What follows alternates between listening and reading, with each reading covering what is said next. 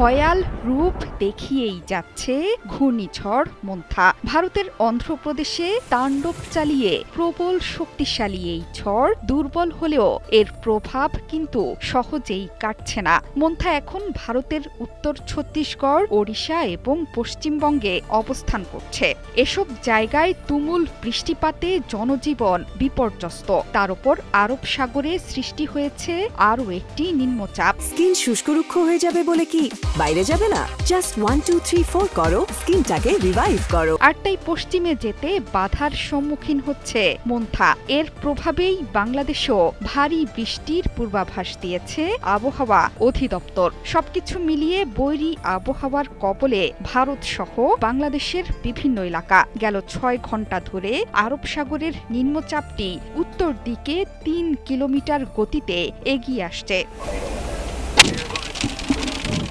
ঘূর্ণিঝড় মন্থার প্রভাবে বাংলাদেশের রংপুর, রাজশাহী এবং ময়মনসিংহ বিভাগে ভারী থেকে অতি ভারী বৃষ্টির পূর্বাভাস দিয়েছে আবহাওয়া অধিদপ্তর। শুক্রবার আবহাওয়া অধিদপ্তরের পূর্বাভাসে বলা হয়েছে, আগামী 2 দিন মন্থার প্রভাবে হতে পারে তুমুল বৃষ্টিপাত। সাধারণত কোনো এলাকায় 24 ঘন্টায় 88 মিলিমিটারের বেশি বৃষ্টি হলে সেটিকে অতি ভারী বৃষ্টি বলা হয়ে থাকে।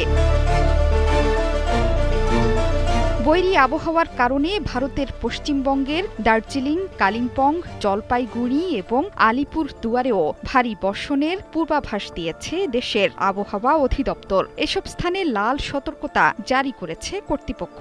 গেল মঙ্গলবার সন্ধ্যায় ভারতের অন্ধ্রপ্রদেশ রাজ্যের উপকূলে আছড়ে পড়ে প্রবল শক্তিশালী ঘূর্ণিঝড় মন্থা। ঝড়ে গাছ পড়ে এক নারীর মৃত্যু হয়েছে। ব্যাপক ক্ষয়ক্ষতি হয়েছে ফসলের। ভারী বৃষ্টিতে তেলেঙ্গানায় দেখা দিয়েছে বন্যা। ঘূর্ণিঝড়টি আঘাত হানার পর দ্রুতই এটি স্থল নিম্নচাপে পরিণত হয়। প্রাথমিকভাবে বাংলাদেশে এর তেমন কোনো প্রভাব না পড়লেও 2 দিন পর রাজধানী সহ দেশের বিভিন্ন স্থানে বৃষ্টিপাত হয়েছে। সামনে আরও ভারী বৃষ্টির সতর্কবার্তা দিল আবহাওয়া অফিস।